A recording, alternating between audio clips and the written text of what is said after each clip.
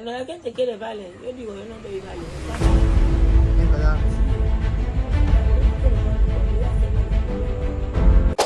Ayan pa mga amigo, sa kapatuloy po ng ating video, ayan, busog na po yung mga bata, pero may mga parating pa raw pong bata na kakain dito, sabi ni Tia Celsa. Kaya, yung ibang tinapay na iuwi na ng mga bata, kagaya niyan, ayan. Pero yung iba ay hindi na pinauwi ni Tia Celsa kasi meron pa raw pupunta dito. So, ayan po ang feeding program namin ngayong araw, mga amigo. Pero, ang nakakatuwa po, napakaraming bata po na nagpunta ngayon dito. Ayan. Esto, hermano de Chamame? Esto, bebe de? Bebe de? Esto? Sí, mi hermano. Anak ng kapatid ni Chamame. Otro día jugó tu casa. Oh. Hermano, tu mamá. No, mi hermano. Mismo? Mi mamá parió.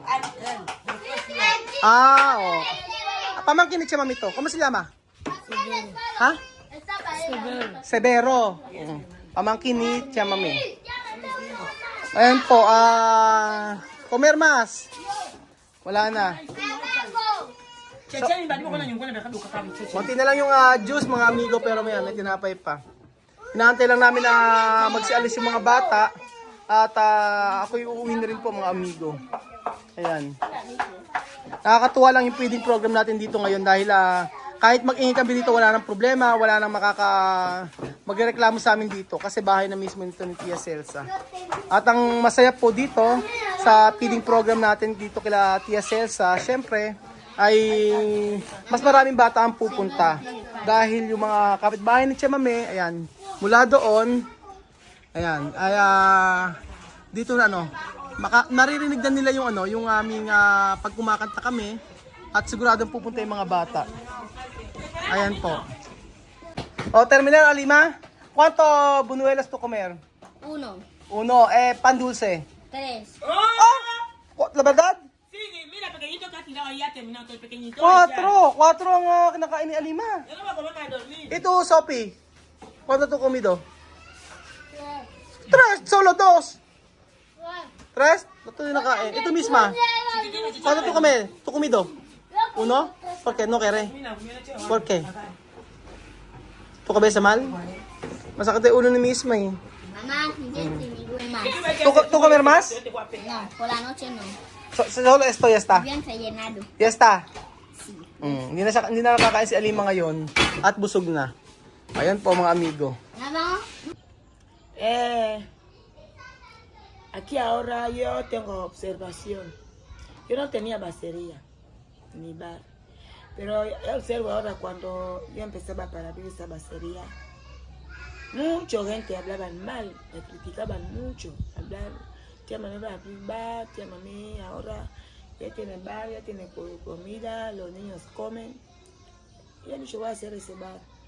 Pero todas las personas que venían a mi casa, ahora muchos ya no vienen, yo no sé por qué.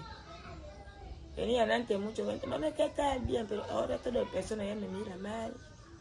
Ya habla, yo hace comida, yo quiero que la gente viene. Ya esconden, van escondiendo, yo no sé por qué. Ayun po mga amigo, sabi ni Chamame ay nung nag-open po siya ng abaseria o sari-sari store o bar ay maraming mga tao dito ang nagkasabi ng hindi maganda sa kanya.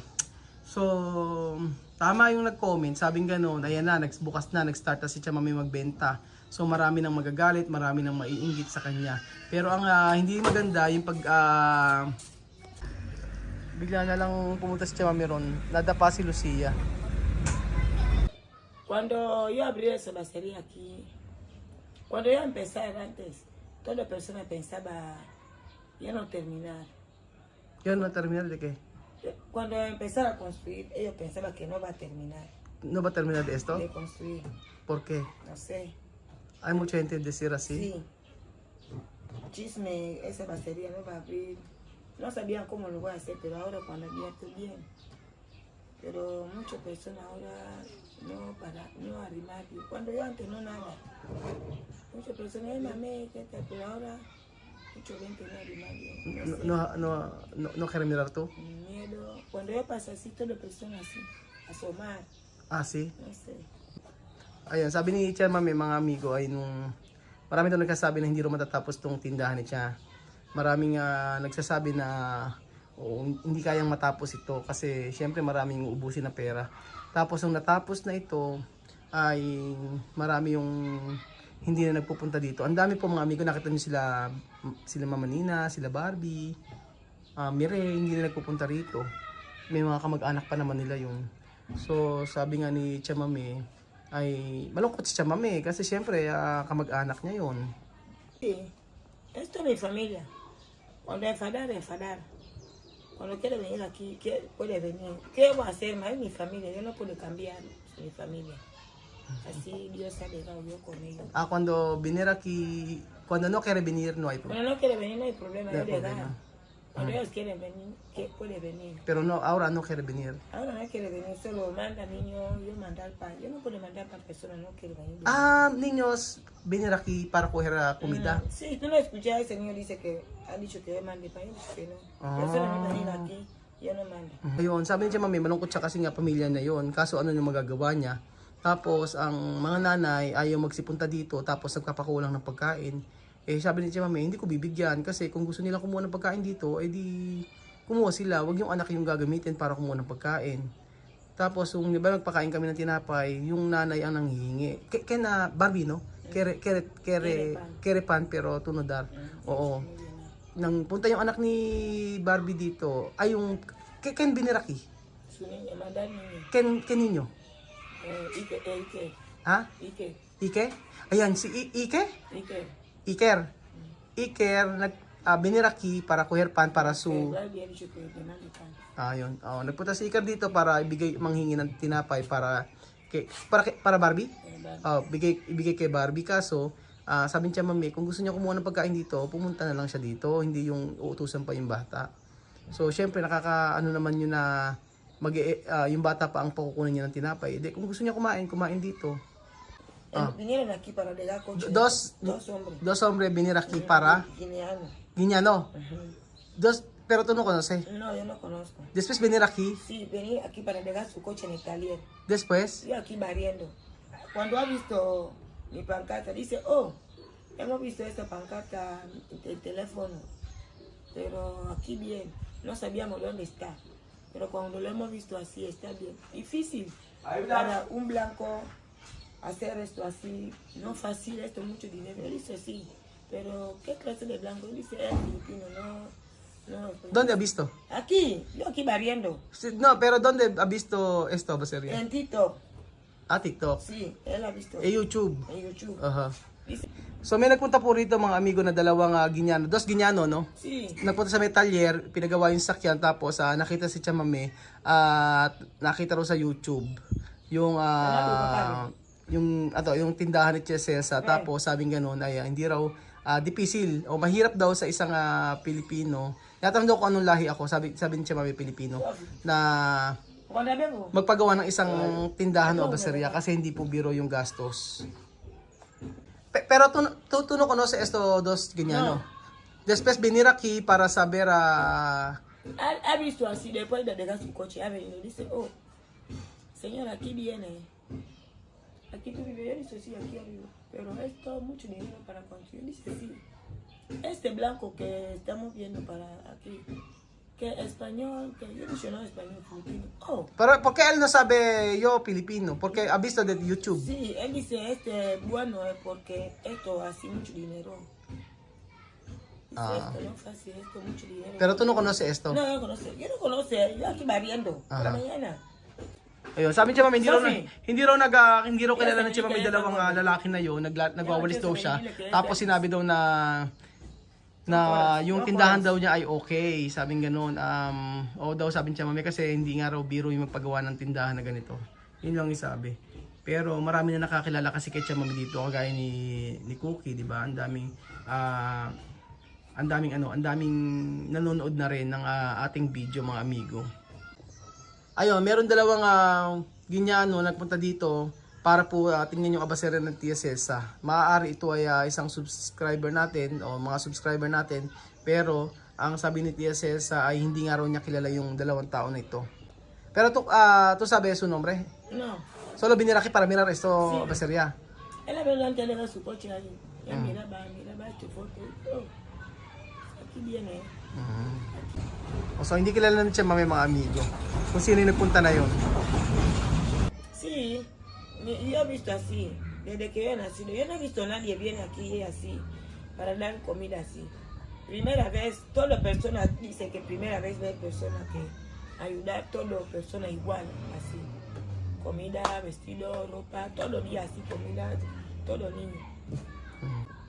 Esta primera vez de historia de Guinea. Sí, para personas dar así. Dar esto Un comida. blanco, dar comida así todos los días, todos los días. Pero todos hay los mucho días.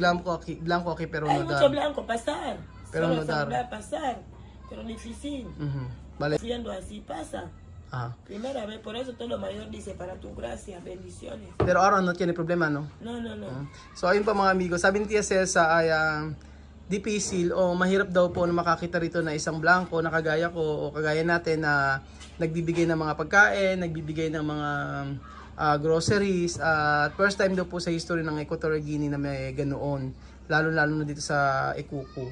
So puno pa sa salamat ang naririnig natin sa mga bata dito, sa mga nanay dahil alam niyo po na lagi tayong nagbibigay, lagi tayong nagbibigay sa mga tao dito. Sí, porque ahora mucha gente enfadan conmigo porque yo he cambiado mucho, no pasear, no así, muchas cosas yo legal. Por eso mucha gente enfada conmigo. Cuando yo sufro aquí, todo el mundo estaba contento. Viendo cómo yo sufrí aquí, subiendo, bajando, subiendo, sufriendo. Vendiendo yuca, chapeando, trabajando, lavando.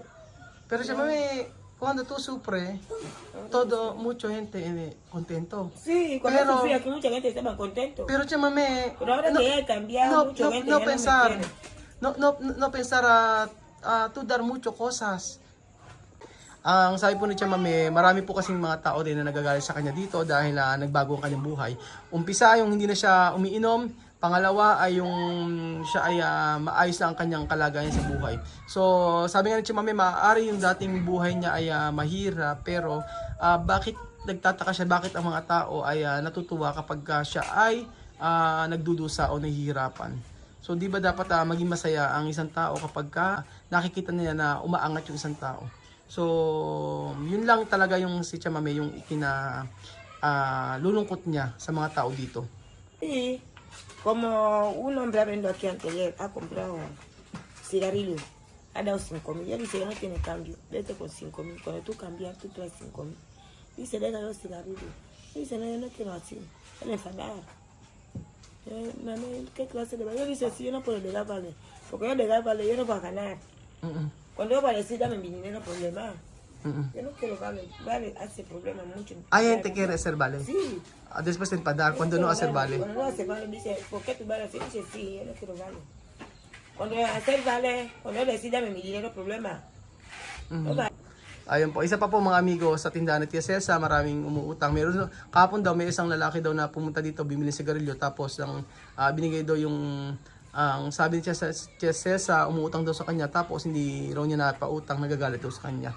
So isa pa yan yung pagmumulan ng yung pagmumulan po ng galit at saka inggit sa mga kapitbahay dahil po sa ganung yung pag-uutang. Kaya sabi ni Tia Mami, ay ganun talaga dapat sa nagtitinda, hindi pwede magpautang. Malaking problema kapag pinautang dahil ang mangyayari ay pure bale ang mangyayari at saka hindi siya kikita, 'di ba? Hindi kikita ang tindahan kapag magkano lang naman yung tubo sa ibang mga product. Hindi naman kalakihan yung ibang tubo tapos uutangin pa. Talagang walang mangyayari sa tindahan pag ganun. Cuando la gente quiere vale, yo digo, yo no doy vale, enfadar. Padar. Sí, enfadar. Yo no quiero vale, cuando yo hace vale, problema. Yo No va a quiero- ganar. Yo no voy a ganar. Todo va a ir, todo. Yo voy a dar uno, va a ir a decir otro, otro va a venir, otro va a venir, otro va a venir. Cuando tú una persona que vale, va a ir a decir otro, a avisar otro va a venir, va a coger otro, va a venir, así, ¿qué voy a ganar? No quiero vale. Sabi po ni Tia Celsa, kapag may pinagbigyan daw siya isa na utang o pautangin, siyempre yung iba ay gagaya. So mas maganda na lahat na lang wag pautangin. At saka nga sabi ni Tia Celsa, negosyo ito at hindi naman po pwede na pautangin yung mga tao dito. Siyempre, paano kikita si Tia Celsa? Iba naman yung sa feeding program nga, di ba? Kung tutuusin, napakalaki na yung bagay na ginagawa natin dito, yung sa feeding program. Wag naman pati yung sa may tindahan ni Tia Celsa, ibibigay lang niya, di ba? Hindi maganda. Ipapautang niya. Sa pagkain na nga, okay na yun eh. Mami, también, ¿no? Cuando nosotros preparar comida para los niños, esto está bien, pero para coger, para hacer vale para tu abacería, no está bien. Esto abuso. Sí, porque todos los niños vienen aquí a comer sin pagar. Comida a dar sin pagar. Ahora quieren más vale. Eso es abuso. Yo no quiero así. So tama si Tia Celsa, mga amigo, na abuso, na pati sa feeding program nagpapakain na, tapos pati ba naman sa tindahan ni Tia Mami, kailangan pa na utangin. Hindi maganda yon. Kaya nga, tama sa nag-comment mga amigo na marami talaga magagalit, marami maiinggit kay Tia Celsa dahil sa ganoon. Sa ganung sitwasyon na kapag bigla na lang uutang tapos magagalit. Anong klase yun, di ba? Kung tutuusin sa pagkain nga dito, araw-araw nga, halos araw-araw nagpapapiling program tayo dito eh. Tapos ang minsan pag Lunes lang at saka Linggo, yung hindi kami nakapagpapapiling program.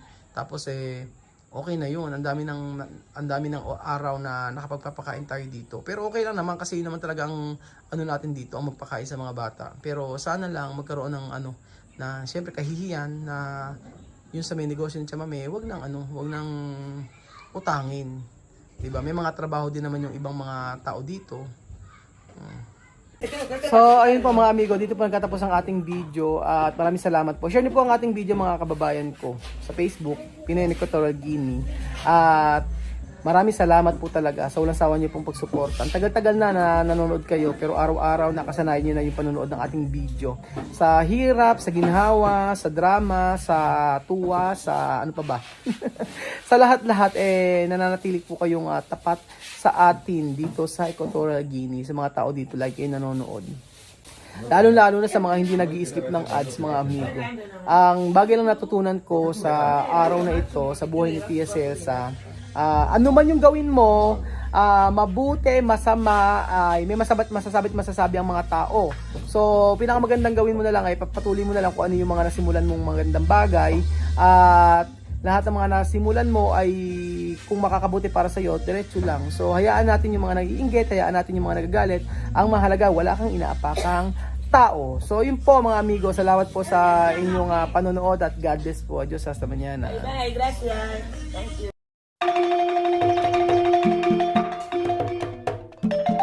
Na-appreciate ko yung paano sila nagdadasal.